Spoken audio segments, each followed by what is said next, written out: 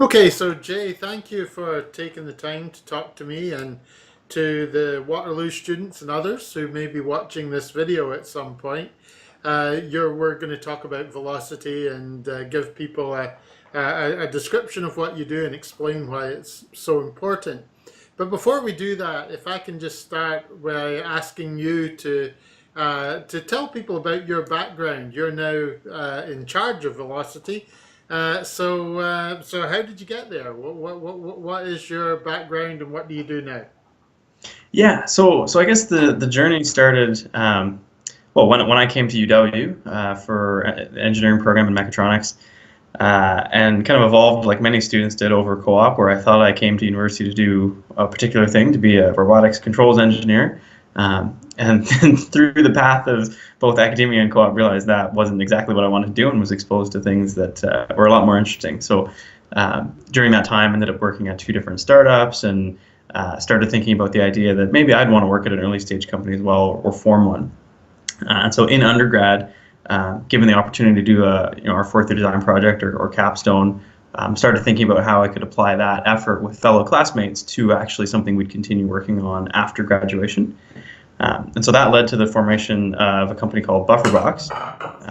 And so that was our fourth year design project. And before Velocity existed, we actually went to the Accelerator Center after graduation. So we worked on it for probably over about a year, so the 8 months of the capstone project, but even before that.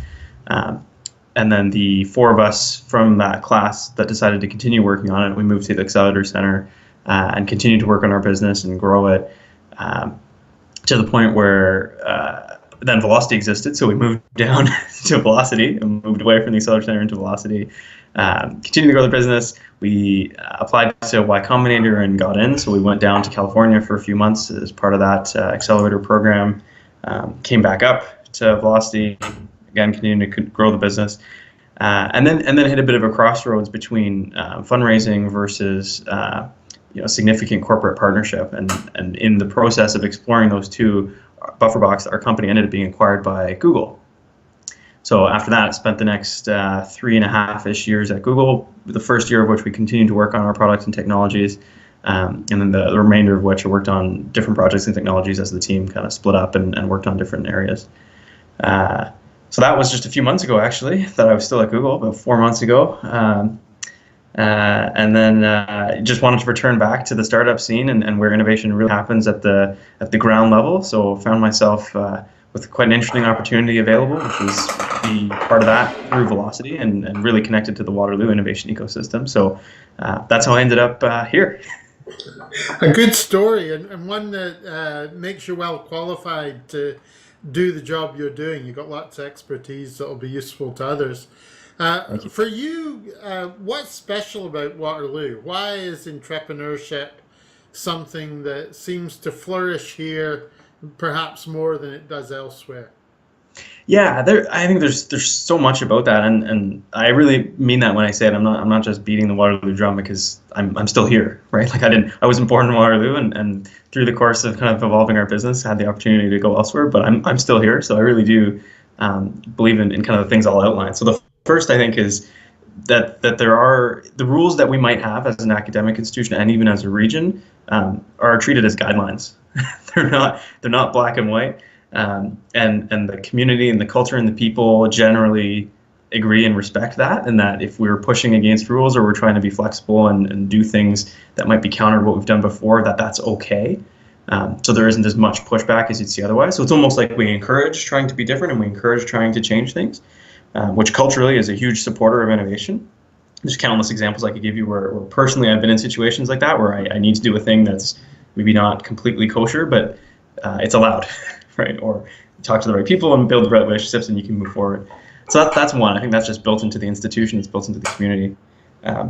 The other, I think, is co-op. Like, that's just the ability to get significant real-world experience of what's happening in industry, what works and what doesn't, is enormous. Because for personal growth, it's huge because you figure out what you want to do, what resonates with you. But also from a perspective of the world, it's huge because you don't really know what the problems are in industry or on the planet unless you've kind of been there struggling through them, or at least been adjacent to them and see what's going on.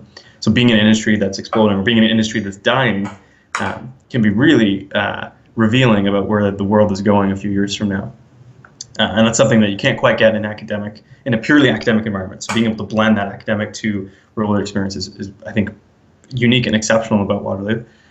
And the third is really the technical equipment that we end up getting. And I don't mean physical infrastructure, that's part of it, but I mean the mental training and the brain power that we develop at the university to take the realizations from something like COA and actually say, oh, I think I can solve that. And you have the mental equipment in your toolbox to say, I can actually solve that. I can build a widget, or I can build a piece of software, or I can build a business system or a process to tackle some of these big problems. I think that's what ends up leading to all these the base ingredients that are ready, and then people say, oh, I have the ingredients, so might as well bake the cake, which ends up being a company. So if someone does want to go forward and build a company, what type of person do you think is better at that? What makes someone a good intrapreneur? Yeah, so I think there's a lot of different answers to that question, because it's almost like anyone can do it, and that's a really vague answer. But I think some of the signals of the most successful entrepreneurs are being very willing to be in an uncomfortable situation and not be afraid to withdraw from that situation, whether that's talking to an investor or a partner, or even just trying to talk to customers before you have a product, having to talk to a lawyer, having to talk to accountants, having to pick up the phone and actually communicate in that manner. These are things that might not be standard practice to, especially a technically trained or technical backgrounded person. But being able to just say, you know what, this is what we need to do for efficiency, or this is what we need to do to move ourselves forward, regardless to how weird or uncomfortable this might be, is very important. So it almost never ends. As your company grows, you'll just find yourself in new situations you didn't expect to be in, which you'll continually be uncomfortable with. So you might look back on yourself from 2 years ago and say, wow, like those little things that I was afraid of, like those are like a walk in the park now. But now there's these new things that I'm afraid of, right? And so I think that's probably a big signal of being able to be successful in new venture creation and kind of early stage entrepreneurship. The other, I think, is kind of being able to balance people and product, right? Like there's, things start with an idea, you need to build that. A lot of times you might start building that yourself or with a small team. But to really grow, you need to leverage everything around you. You can't do it in isolation. You can't do it as a small team forever in most cases if it's going to be a scalable technology idea. And so being able to take the passion for the idea, the passion for the technology, and then blend that with the human element of, I need to grow my team, I need to understand how that works, I need to have partners in the outside world, I need to have customers that I need to manage. There's a lot of people engagement and people interaction. So you could have the best idea with the best piece of technology, but if you can't have the human element, or don't understand the human element, or can't grow into a role where the human element comes naturally, a lot of times your business might not be able to get kind of off the ground and really start scaling. So those are the two that I'd say are signals for really high momentum successful entrepreneurs. Yeah. Thank you. And so Velocity obviously exists to try to stimulate more entrepreneurial activity. Can you tell the people who are watching what Velocity is, what it does, and I guess how it can help them? Yeah, so Velocity is a lot of different things to lots of people. So maybe I'll describe all the elements of it. So one part of Velocity is the Velocity Residence, which is on the university campus in Minota-Hagee. So every term there we host 80 students to live there, just like any other residence on campus. But in addition to just living there, provide access to tools, resources, mentorship, and workshops to encourage teams to form and then actually work on an idea. It doesn't necessarily mean you'll have a company around that idea, but it means the very early stages of identifying a problem, creating a solution, identifying what the minimum viable product might be, working on that. Those are types of things that we help do in that residence. So you still have your full school load and you still have everything else you do, but this is almost like an extracurricular packaged in a form of entrepreneurship. So that's one area that we do, and it's open to any discipline, any age group, any faculty. The whole point is it's supposed to be cross-disciplinary because that's where a lot of cool innovation happens across different boundaries. The other piece that we have on campus is Velocity Start, And so every week of the term, I believe except the last month, we run at least one workshop, sometimes two, that are on very specific topics, like how do you incorporate your business, or what are the legal frameworks you need to be aware of if you're going down new venture creation? How do you identify the problem that you're trying to solve before you actually go and build anything? How do you refine that so that your solution actually targets that problem very efficiently and in a way that customers really want? So there's a whole bunch of different types of workshops that run throughout the term. They're completely open, just have to register for them. And it's in many cases led by people that have built companies before. And so it's not, you're not hearing from a lawyer saying, here's how the CRA works. These are people that have built a business hands-on, having done it before, and providing the feedback of how it might be relevant to you if you were to go down that path. So that's another area to just get a lot of like real-world content for entrepreneurship. And we have another program on campus called Velocity Science. And even though it's called Velocity Science, it's not restricted to the science faculty, or you don't have to be specifically a scientist. And that's intended to house teams or companies on campus that are looking to commercialize something grounded in fundamental sciences. And the reason I use that terminology is if it's specific enough that you need access to a wet lab or research lab equipment, that's the home for you on campus, because we do have a wet lab and we have partnerships with other faculty members that can give you access to equipment. And so if it so happens you're trying to work on an idea that the solution requires research in fundamental science or even just kind of tinkering, that's a place that we provide to do that work. So it's a home base in a research lab. So those are all the things that are on campus. And then we have our off-campus program, which is, I would argue, the flagship Velocity program. It's certainly the biggest, and when people outside hear Velocity, they think of the Velocity Garage. And so that's located in Kitchener. It's a 37,000 square foot facility in which we've got, at this point, about 80 companies, room for more. There's always room for more. But the facility here is designed to house companies mostly after a student has graduated. Now, we do make exceptions to that rule. Students who are on an e-co-op or students who are able to work on their company full-time and balance academic load, that's fine. Going back to my rule point earlier, we don't try and have hard and fast rules. But the people here are working on their venture full-time. And we have 7 advisors on staff that have sector-specific knowledge that help companies. So a software advisor, a hardware advisor, a science advisor, an early-stage business advisor that are able to really provide specific feedback depending on your stage of company.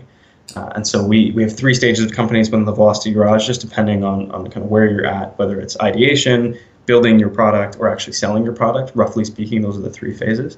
And then we have a bunch of infrastructure here to facilitate company growth. So we have a place that you could assemble your product and actually ship it from, like almost a manufacturing space that you could use. We have a workshop here similar to a machine shop. It's not quite similar to the one at E5. It's not that advanced, but it's a place that you can create prototypes and proof of concepts. We also have the wet lab facilities for fundamental science projects here. So we've got that. We've got a biosafe lab if you need to do chemical or biological culturing. So there's a lot of kind of tooling and infrastructure as well to support more innovative venture creation, right, or innovative problem solving. And then, of course, desk space, internet, light, heat, all the other base infrastructure you need to kind of house a company. Yeah, I think those are. Did I miss any? No, those are kind of the Velocity service offering and targeting. Whether you're a student, there's a bunch of things on campus. Whether you're an alumni or you're going to graduate soon, or you're an e-co-op.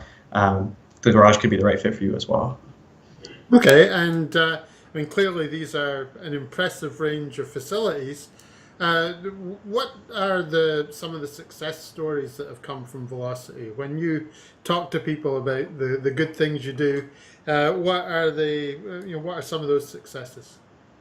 Yeah, so in terms of specific companies or examples, Kick, which happens to be one of the only companies in the region that was created in the last couple of years that's now worth $1 billion. They started in the Velocity residence, as an example. Vidyard, another company that now employs about 140 people locally in video analytics and video creation, they were a Velocity company. Thalmic Labs, that first created the Mayo and is now working on a project they have yet to disclose, but recently raised $160 million and also has about 100 people with 2 or 3 regional offices.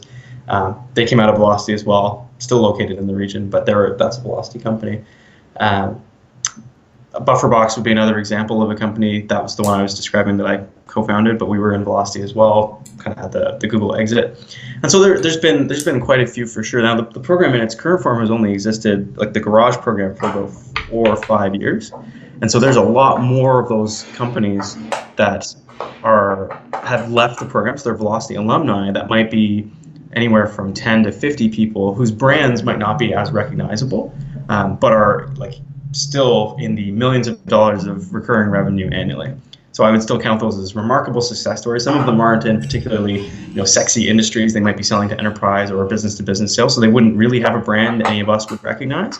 But when we meet with our alumni and kind of look at progress and kind of get a pulse on things, we're continually surprised by the sheer volume of output that Velocity companies have into the global marketplaces. Yeah. So, and I'd also caveat that too, that from our perspective, what we're trying to measure Velocity on, at least with respect to the garage, is our ability to make companies better. Because without us, the companies would still exist, entrepreneurial students and entrepreneurial alumni would still exist. But our goal is to make sure that companies are either better funded, they're moving faster, or they're solving bigger problems because of the infrastructure we've put in place. Like, we're not trying to make entrepreneurship easier. Entrepreneurship is always hard. We're trying to make it better so that you can go further, you can go faster, you can be better funded, and that is kind of in the context of global entrepreneurship competition. Right? We're trying to be the competitive edge in this region. For entrepreneurship. So part of what you do is to help entrepreneurs get funding for their ideas and for their businesses. How do you do that, and what type of thing might they expect there? Yeah, so I mean, there's two areas I talked about there. So there's one that's more of the grant-based approach.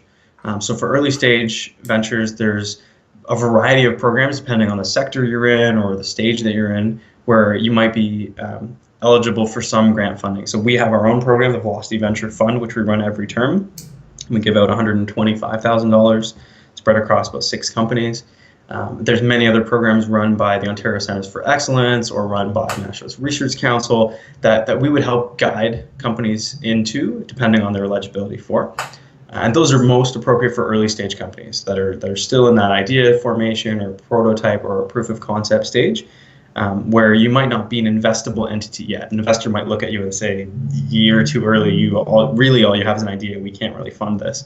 And so we really rely on some of the grant-based funding, and we're quite fortunate in this region and even within the province to have quite a bit of access to that. The second would be private investment, right? And this is really where companies can achieve true scale because they need to leverage private dollars to do that. And there's, just given the sheer density of companies that are in Waterloo and particularly in Velocity, there is quite a bit of both venture capital and angel interest in what's going on here. And a lot of those angels or VCs will look to Velocity to figure out which companies they should be connecting with. And in many cases, we try and kind of act as the first filter. So some companies they aren't ready for investment, and it would be a waste of both parties' time to be talking. And in other cases, there's companies that are like, you're a prime candidate, you're in the right sector for this type of VC or this type of angel, you're in the right stage, you're moving at the right pace, so we should make that connection and have you two talk. So we don't necessarily vouch for companies specifically saying like, hey, VC1, you should invest in company 2. But we are a bit of a matchmaker because we know the preferences of investors and the state of our company, so we can best match them together. Thank you. And the entrepreneurship is something which there's a lot of interest in at the moment.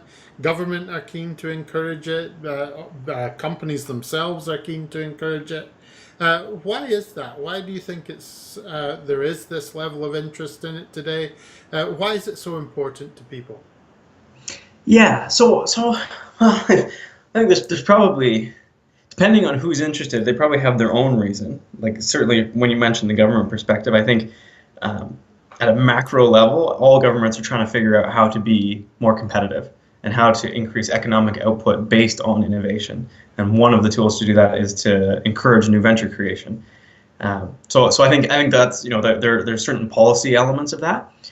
But if I look at why it's valuable to do this, so there might be a lot of interest, and I think that's true of many things that go through hype cycles. There might be a lot of interest in something this year that evaporates next year. But the entrepreneurship piece, I think, is something that's truly needed given the pace of technology change.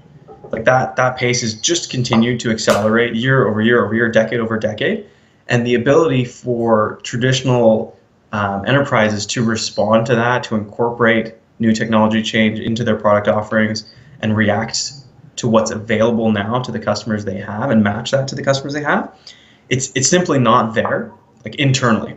And so the vehicle for new innovation, new technologies to be created and tackle what is needed in the marketplace really ends up being early stage new venture creation. And that might end up getting folded into larger companies, right? That might be how larger companies end up innovating, is by saying, we'll just buy this company, or we'll partner, or we'll license. But the actual groundwork of taking new technology X and applying it to market Y, that level of depth isn't really happening at the pace it needs to at the larger corporate partners. And so that's, to me, when I look at why is this relevant? Like I understand why it can be exciting and there's a lot of hype around it because it's a cool thing this year, but that's not why I'm here, and that's not why I'm interested in it. I think it's truly needed if we're trying to move, I don't want to get philosophical, but move humanity forward with technology behind us. And so, yeah, I think that's why it's important. That's why there's excitement, because there's examples now of people being able to have real impact, sizable impact, whether that's market changing or whether that's creating sustainable companies that employ hundreds of people. That is entirely within the realm of possibility, and that's pretty exciting compared to the alternative of saying I could have a job and have impact within a framework that's already been defined. Yeah. Do you think entrepreneurship has a contribution to make in traditional organizations? So in a larger company that's been around for a while, the things that people learn when they learn about entrepreneurial skills, are those useful in a larger organization like that, if that's where their career takes them? Yeah, I mean, 100%, right? Like I couldn't be more enthusiastic about that, because for the same reason I mentioned that new venture creation is so important, it's because there's a struggle within larger corporate environments or larger companies to adopt what's needed to move quickly, right? And so if somebody has exposure to the entrepreneurial mindset, and whether that's being scrappy, moving quickly, you're thinking about new types of boundaries instead of being constrained by the old boundaries of the old ways of doing business, that's what's needed for those companies to survive, like literally for their survival in the next decades. So yeah, I think there's a huge role for them to play. Now, I think there's some challenges that come with that, because you are embedding yourself in an environment that wants to protect status quo in some cases, and so you need to be the agent for change. And sometimes that can be tiring. Sometimes it can be an uphill battle. But the impact you can have within those corporations is still enormous. And so I think if you're up for that challenge, there is a huge potential for impact of bringing that entrepreneurial spirit into larger corporate environments. Okay, and just to reflect a little bit further in this area, social entrepreneurship is something that also, has a lot of attention just now, and is also, I think, very important. Do you have any thoughts around that? The extent, the contribution that entrepreneurs can make to society more generally? Yeah. So this one's interesting, right? Because when we look at entrepreneurship over time, like even if we just look at the last 10 years and we look at sectors of interest, right? I think it started, at least in the region, there was a lot more focus in the software and mobile spaces in the last couple of years. That was where it started. There was a lot of momentum in that. And then we started evolving a little bit, and there was hardware companies and other science companies, and we've got these other sector verticals. And like you mentioned, social innovation and social entrepreneurship seems to be like another focus vertical, which I find it's interesting, but to me it's the wrong way to look at the sectors, because every company has the potential to have social impact. It doesn't matter, like you don't have to set out to have social impact and then form a company. I think you can be a software company or a hardware company or a life sciences company and have social impact. And if anything, entrepreneurs are best positioned to think about that, because I don't think most entrepreneurs go into new venture creation thinking, I want to make billions of dollars. Most of them go into it thinking, I want to have a big impact and I want my life energy to go to something that's really valuable.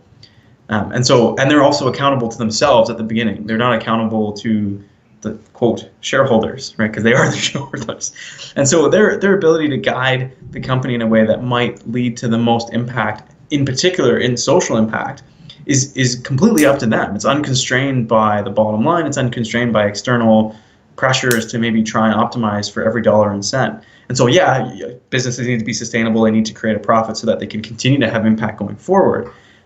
But the flexibility early on to say, we're going to solve this problem, we're going to make a bunch of money, and we're going to do it in a way that's having social impact or that can extend our social impact, exists quite a lot more within early stage ventures than I think it would with larger ventures that might be more constrained by the financial frameworks that they operate within.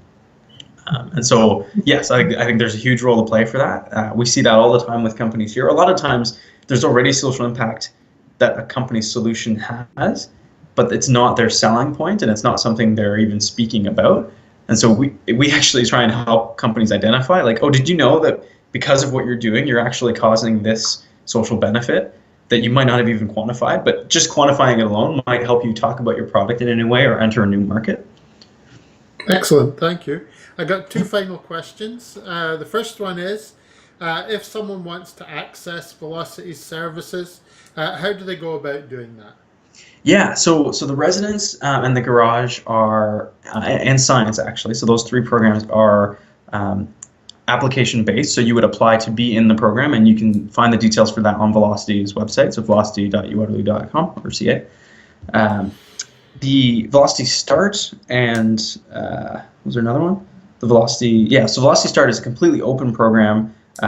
We publish our calendar of all of the workshops online, so the same website. So you can add those to your own calendars, and you just kind of subscribe to the event. So you get issued a ticket. It's all free. Like, we don't charge for any of the programs we offer at all. That's true for everywhere. And you can engage in that capacity. So there's no application based there. It's a very kind of frictionless way to engage. And we have a couple other programs like that run throughout the term. So the Velocity Fund Finals pitch competition is another one that's open for anyone to participate in. So if you have an idea and you're at the point where you formalized a pitch, definitely participate in that, because it's just as simple as, you fill out a form that will take all of about 4 minutes to fill out, and then you can go into a pool of competitors there. Yeah, so I think that covers off how to access all of Velocity. It's basically all through the website. Sounds good to me, and clearly, in this interview, you've explained very clearly why people should do that. The final question I've got is, based on your own experience, you will likely be talking to lots of intrapreneurs. What do you think is the most important advice that you would give them? So to finish the interview, just to give them a closing thought that you would want them to take as advice for them as they consider their entrepreneurial future. Yeah, so I'm going to tweak this one with my Waterloo, my UW lens specifically, and that would be try and train yourself to think about the customer more than you would otherwise, because a lot of times, and I'm guilty of this too, I'm engineer by training, so like thinking about the technology or the piece of fundamental innovation that makes what you're about to do possible is a lot more tempting than thinking about the impact you're having on your customer and how that might disrupt the market, how that might change how they end up buying your product or not buying your product, might change how they might partner with you or not. And so really thinking about your customers or your partners and the business aspect of how they might see your innovation versus how cool your innovation is technically, I think can go a long way, especially in the early days, because sometimes there's small changes you need to make to your business model or even to the way that you plan on making your product based on your customer or partner's perceptions. And if you learn those too late, you've either burnt a bunch of bridges or you've spent a whole bunch of very valuable time that could have been saved early on by thinking about the business elements, specifically customers and partners, and how they see your innovation. Great advice. And I might just say thank you, Jay, for taking the time to record this interview. I think it is going to be valuable to people. I hope that many of the people who watch this will come and see you and talk about the things that Velocity can give them, because clearly if they want to start their own business, there are a lot of resources there that are likely to make them more successful. So thank you for taking the time to share that with them. Yeah, you're most welcome.